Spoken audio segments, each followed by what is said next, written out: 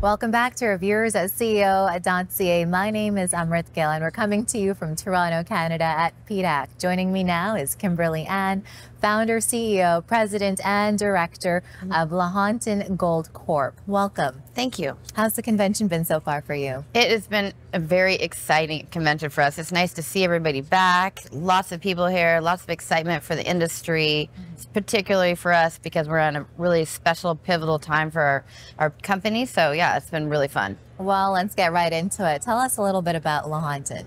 Yeah, so we started Lahontan 2020, but we went public last year in April, so in the very challenging markets. However, we have raised over $18 million to date. We just raised $3.3 million, which it was oversized, upsized, so we got very good reaction to that.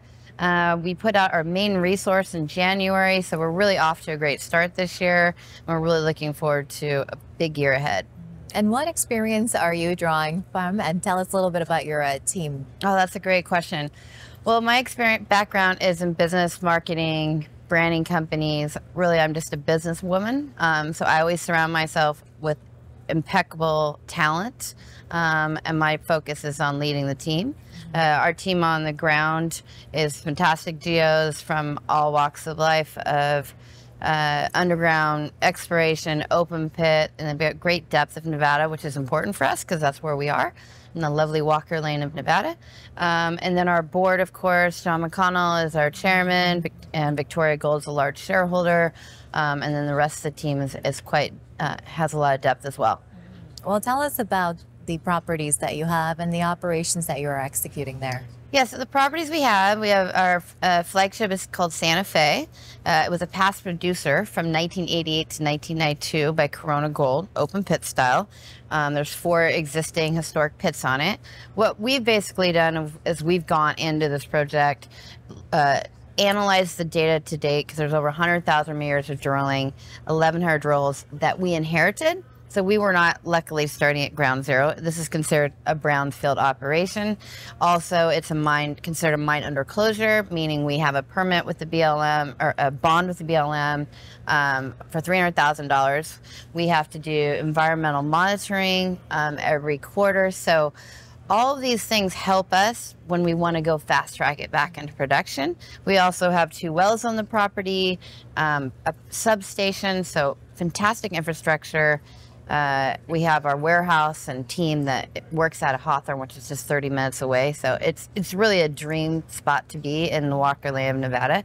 Our 2 other assets, Moho and Red Lake. Moho is a high-grade gold and silver project, 25 grams gold, 300 silver, fantastic narrow vein system that was mined in the 30s, and we're going to be working on that later this year. We're really excited to start to tell that story. And then our Red Lake asset is a silver project located next door to the Candelaria open pit that mined for 30 years. So all 3 of our projects are in the Walker Lane, close together.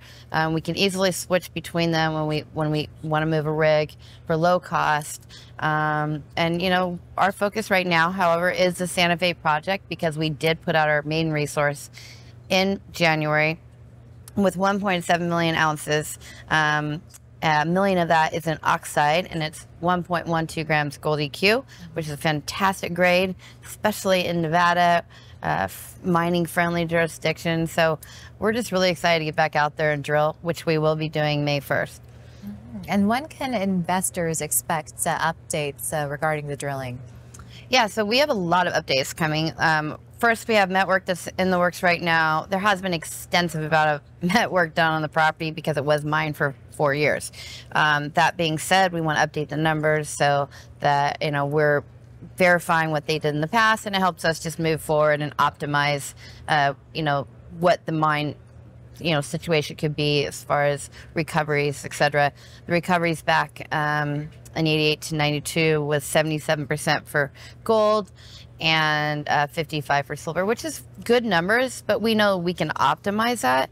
We are next door to operating mine, Isabella Pearl, which is run by Fortune Gold. They're getting plus 80% with the same mineralization of rocks that we have. So it's not hard to imagine that, but it is something that we're focused on optimizing that. And then it's coupled with the drill program that's starting in May that will be going on through the summer. And you'll be seeing lots of news flow coming out of that. We'll keep everybody updated. I do fortunately live only 3 hours away from the project. So when I'm home, I go out to the project, do videos, and update my shareholders, because I believe my boots on the ground, being with my team, showing the property off every time there is really important.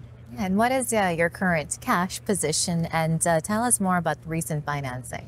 Yeah, so we announced we were going to raise 1.5 million, and we had to upsize it to over 3 million because we had such interest. I shut it down because I did not want to take too much dilution, and frankly, we didn't need more than that. So we have about 3.5 in the bank right now.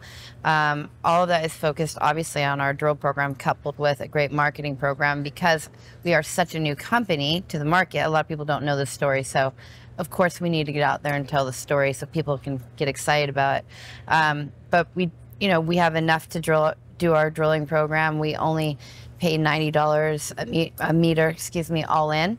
So, very low cost for Nevada. And we have a great drill team. So that's our focus.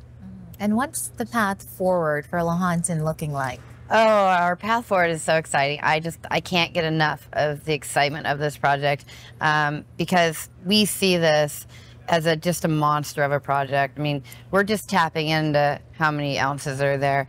And this district, just between the ounces we've put out and what was mined there before and our neighbor, this is a 2.5 to 3 million ounce district right now without our added ounces we're going to be doing. So this next round of drilling is targeted on finding more oxide ounces and then doing an updated resource estimate, new numbers in the fall, so people can see what our progress is. I do believe that shareholders like to have measurable success in a company and not just be putting out drill results. I want to identify to our shareholders what that means to them, because that makes them understand what we're really doing. So, people should be looking for that. And then really we'll be making the decision, should we be putting out a PEA study on this, or no, let's go back more drilling. But this is a huge district and we're just tip of the iceberg right now.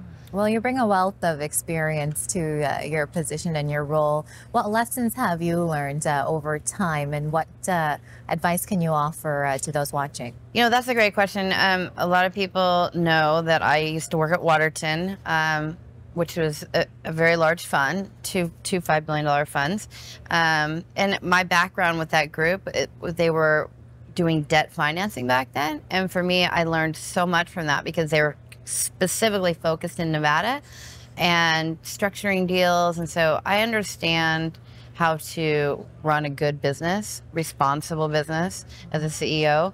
I know how to manage our dollars, and I'm very confident that when I say we can achieve a certain amount of drilling and not run out of money, it's because I'm very strict with our budget, and I understand how to make those dollars last.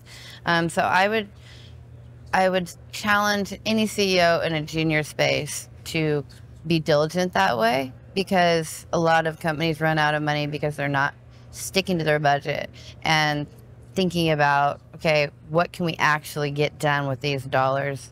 And that's important, because people don't want to see you raise money and pay salaries. They want to see you raise money, yes, pay your salaries, but get something down the ground. So that's what I always like to say is, be smart as a business person, do your job, and you'll be successful. Is there anything else that you'd like to share with our community at CEO.CA? I would just like to say thank you for having me. And please keep your eye on Lahontan, because it's a fantastic story. Walker Lane in Nevada. I mean, you just can't do any better than this. It's a sexy project. Well, thank you so much for your time, Kimberly. Thank you. Take care. Appreciate it.